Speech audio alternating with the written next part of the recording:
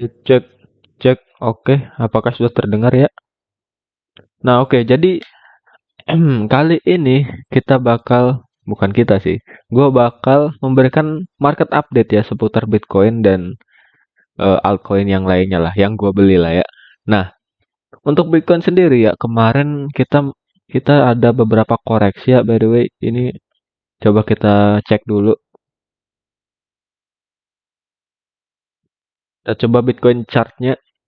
Nah, ini dari 5 hari yang lalu itu ada koreksi. Kita agak naik dikit, lalu ada koreksi ya. Dan mungkin ini akan berlanjut selama beberapa bulan ke depan ya. Soalnya kalau kita lihat di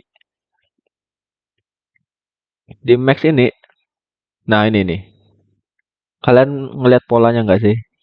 Naik dulu, konsolidasi, naik lagi.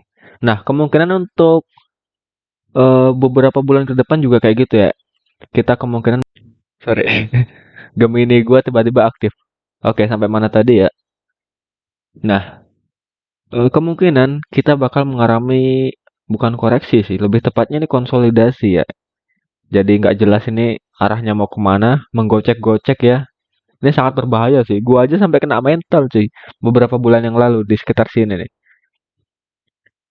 Gua minus hampir 40%. Gua nggak tahu sih, soalnya gua udah DCA sekitar sini cuy. Tapi masih aja sampai sini minus 40% gitu loh. Apa mungkin gua DCA-nya terlalu agresif di sini ya cuy? Sekitar sini ya. Mungkin ya. Tapi gua akhirnya untung dan sekarang mungkin untungnya sekitar sekitar 70% ke atas lah. Ya, lumayan banget ya. Nah, untuk beberapa bulan ke depan, mungkin kayak gitu juga cuy.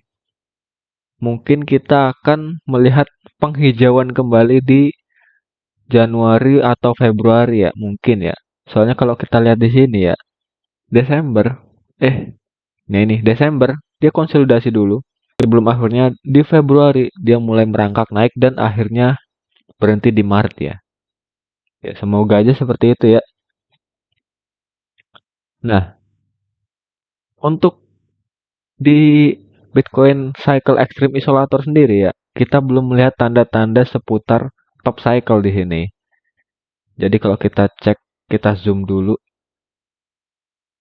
Nah ini data terakhirnya di eh, 1 Desember kemarin ya, 2 Desember nih. Nah, ini belum ada tanda-tanda untuk top cycle ya, nih yang orange-orange. Nah, buat yang belum tahu top cycle tuh yang orange-orange cuy. Gua mau sedikit bahas nih soal kejanggalan di market ya. Soalnya ini belakangan ini ada beberapa kejanggalan. Salah satunya kita lihat di CoinGecko ini. Nah, lihat sih. Lihat siapa yang ada di top 3 XRP cuy. Ini koin dijuluki sebagai koin dinosaurus ya. Soalnya buat yang nggak tahu dia itu dari 2012 ya untuk XRP ini. Dan dia ngeflip Solana cuy. Jadi yang kemarin tuh Solana di top 3, top 3. Sekarang terlempar ke top 5 ya, top 5. Ya ini kabar buruk ya buat gua dan ya yang holder Sol yang lain cuy. Soalnya terdapat penurunan sekitar 10% nih di sini dan 50% cuma 24 jam terakhir cuy. Wah, ini mengerikan banget ya. Sebaliknya XRP ini 7 hari terakhir plusnya 50%. Apakah ini buruk untuk Solana? Gua nggak tahu pastinya cuy. Cuma gue yakin sih Solana itu untuk tokenomiknya ya, lebih bagus dari XRP. Gua percaya cuy. Solana itu lebih bagus, jauh lebih bagus dari XRP. Kenapa? Karena gua gua itu sih, gua bener-bener gak tertarik sama XRP dari awal cuy. Soalnya terlalu banyak kayak dramanya gitu lah, ya nggak sih? Kalau XRP itu. Ya Solana ada juga sih dramanya. Cuma investornya gitu. Kayak FTX, SBF, gitulah. Nah, untuk XRP nih, langsung dari tim inti XRP-nya sendiri, cuy. Itu banyak banget dramanya ya, dan Ya gua nggak heran sih soalnya mereka perlu goreng tokennya supaya at least balik modal lah. Karena kalau kita lihat nih grafiknya cuy, untuk max-nya dia di top all time high-nya itu sekitar di 3 dolaran. Sekitar di 3 dolaran dan sekarang ada di sekitar 2,36. 2,3 dolar lah ya. Nah, ini aja belum sampai cuy, belum sampai ke all time high-nya. Jadi gua nggak heran sih soalnya pasti banyak banget yang beli-beli di all time high dan pengen balik modal gitu. Jadi ya wajar ini token digoreng cuy. Ini gua aja tahu gimana cuy. Soalnya gue yakin tokenomics Solana ini lebih bagus. Bahkan BNB pun disalip loh sama XRP ini cuy. Soalnya kalau gua baca-baca di XRP dokumentasinya ya, untuk transaksi di XRP ini nggak harus pakai token XRP cuy. Jadi kita bisa pakai token yang lain ya. Nah, maksud gua tuh kayak terus buat apa token XRP ini gitu loh kalau bisa pakai token lain cuy. Ini gua nggak tahu sih. Bentar coba kita lihat di mana oh ini si status webnya Ripple ya. Sebenarnya bagus sih mereka tuh udah kerjasama di beberapa bank itu ya, berbagai bank. Tapi gua aneh sih, ekosistem kita nih ya, apa industri kita nih, industri kripto itu kan menentang bank ya, ya nggak sih? Kita menentang bank sentral gitu. Nah tapi untuk Ripple ini mereka tuh malah kerjasama dengan bank gitu. Gua nggak gua nggak make sense di situnya sih cuy. Ini bukannya menyalahkan menyalahkan itu ya cuy, apa kayak pesan awal industri ini diciptakan gitu untuk melawan bank. XRP ini malah bekerja sama dengan bank gitu. Ya emang tujuannya bagus sih cuy untuk solusi dari cross border payment. Karena kan sebelumnya untuk cross border lintas negara itu mahal. Nah, dengan adanya blockchain XRP ini diharapkan bisa semakin murah lah. Ya bagus sih. Of course bagus. Cuma ya itu sih, gua agak nggak make sense di situnya cuy. Dan juga ya, ini ada stablecoin. Oh, sorry sorry. Gua kira XRP-nya stablecoin. Sorry sorry sorry. Ya itulah. Oke. Nah, jadi seperti itulah update dari market seputar XRP ya. Nah, jadi apakah XRP ini akan selamanya berada di top 3? Gue nggak tahu sih cuy.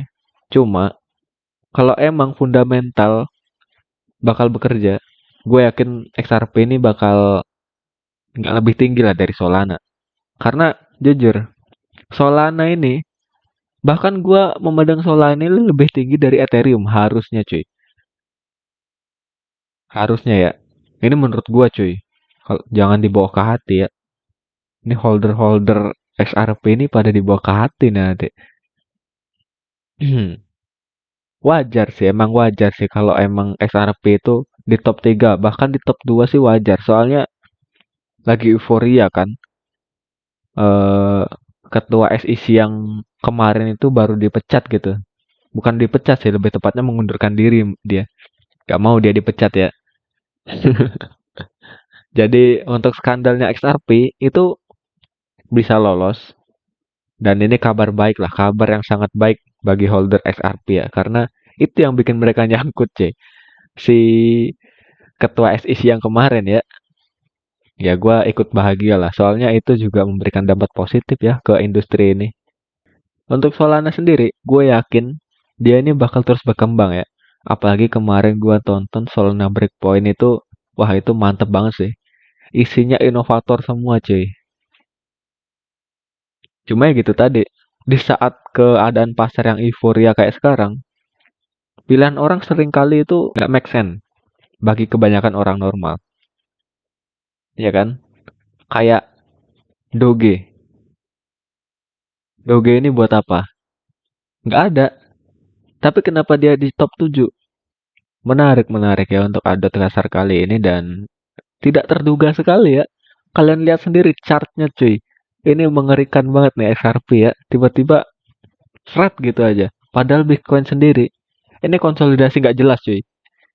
Dan kemungkinan ini bakal koreksi ya, koreksi. Sebelum akhirnya dia naik lagi. Begitu juga koin-koin yang lain gitu. Secara keseluruhan sih emang turun market sekarang ya. Of course. Karena semuanya pasti ngikut Bitcoin gitu. Karena dia ini induk dari ekosistem ini ya cuy. So, begitulah update pasar kali ini. Tadi gua agak belepotan yang ngomongnya, itu bakal gua cut cuy. Ya kita niat dikit lah ya untuk membuat video. Oke, thank you udah nonton. See you di next update pasar berikutnya ya. Oh ya, by the way, buat yang pengen nanya gua rugi berapa di Solana, untuk sekarang belum rugi cuy.